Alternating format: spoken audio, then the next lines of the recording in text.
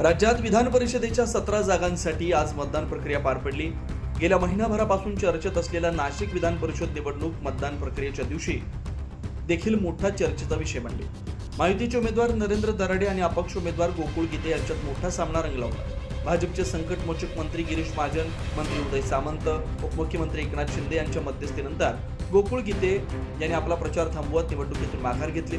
मात्र निवडणूक आयोगाच्या नियमानुसार माघारीची वेळ संपल्यानंतर गीते यांची माघार झाल्यानं मतदान बॅलेट पेपरवर त्यांचे नाव कायम राहिलं। त्यामुळे प्रत्यक्ष निवडणुकीत दराडे विरुद्ध गीते असा सामना झाल्याचं पाहायला मिळालं। धक्कादायक म्हणजे या निवडणुकीमध्ये मालेगाव, येवला, सटाणा व इतर ग्रामीण भागात उमेदवारांकडून मोठी आर्थिक उलाढाल देखील चर्चा जिल्हाभरात सुरू आहे। 2 दिवसांपूर्वी महायुतीच्या नगरसेवकांची सहल आयोजित करण्यात आली होती। किसन ठाणे जिल्ह्यातील एका रिसॉर्टमध्ये आयोजित करण्यात आली होती आणि या रिसॉर्टमध्ये सर्व नगरसेवक मतदारांना मुख्यमंत्री एकनाथ शिंदे भाजपच्या मंत्र्यांकडून तंबी देण्यात आली। आज सकाळी या नगरसेवकांसोबत मंत्री गिरीश महाजन हे नाशिकमध्ये दाखल झाले होते। सकाळी 12 वाजेपासून ते 4 वाजेपर्यंत मंत्री गिरीश महाजन यांनी स्वतः प्रत्यक्ष मतदान केंद्रावर उपस्थिती दर्शवली। यावेळी त्यांनी आमच्याकडे जवळपास 519 मतदान असून गीते यांनी माघार घेतल्याचं देखील त्यांनी स्पष्ट केलं। मात्र सकाळी काही संभ्रम निर्माण झाला असता त्यांनी प्रत्यक्ष माध्यमांसमोर येत गीते यांनी प्रतिक्रिया दिली आणि उमेदवार नरेंद्र दराडे भरघोस मतांनी निवडून येतील अशी प्रतिक्रिया दिली। या ठिकाणी दोन्ही उमेदवारांनी माघार घेतलेली आहे। स्वतः आज सकाळी पण गीतेबद्दल काही संभ्रम पसरत आलेला होता।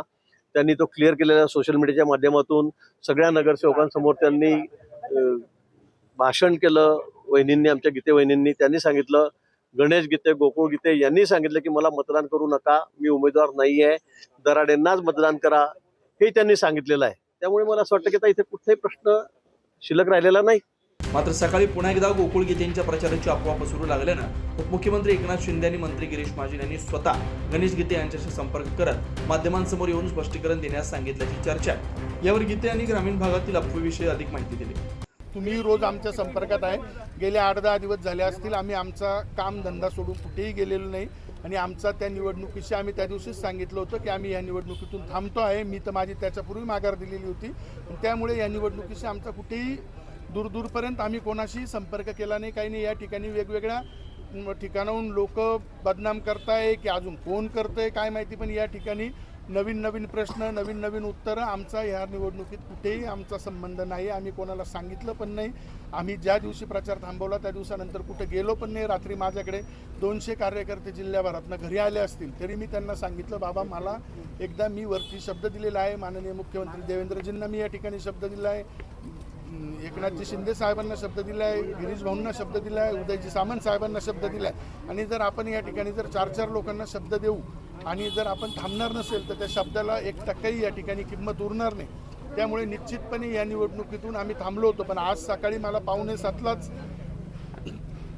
त्या ठिकाणी गिरीश भाऊंचा फोन आला, म्हणे गणेश कोणीतरी असं सोशल मीडियावर हे पसरवत आहे। म्हटलं भाऊ तुम्ही काही काळजी करू नका। नंतर माझ्याशी शिंदे साहेब पण त्या ठिकाणी बोलले। मी त्याप्रमाणे लगेच त्याची माहिती काढली। इगतपुरीमध्ये 1 जणांनी हा उद्योग केलेला आहे, तो मला माहिती पण आहे। तो 2-4 दिवसापूर्वी मला भेटून पण गेला, पण मी त्याला स्पष्ट नकार दिला होता की मला कुठल्याही भानगडीत पडायचं नाही, कोणताही गैरसमज नसावा, ज्याने त्याने महायुतीला आपण या ठिकाणी महायुतीचा उमेदवार दिलेला आहे आणि त्याला सर्वांनी मतदान करावं असं मग सर्वांना सांगतो। आमचा या प्रक्रियेशी कुठेही काही संबंध नाही। मात्र निवडणुकीत अपक्ष उमेदवार गोकुळ गीते यांच्या माघारीला उशीर झाला असला तरी मतदारांचा कौल गोकुळ गीते यांच्या बाजूने असल्याची देखील कुजबूज सुरू होती। त्यातच नरेंद्र दराडेंवर यांच्याविषयी देखील नाराज असल्याचं बोललं जातं।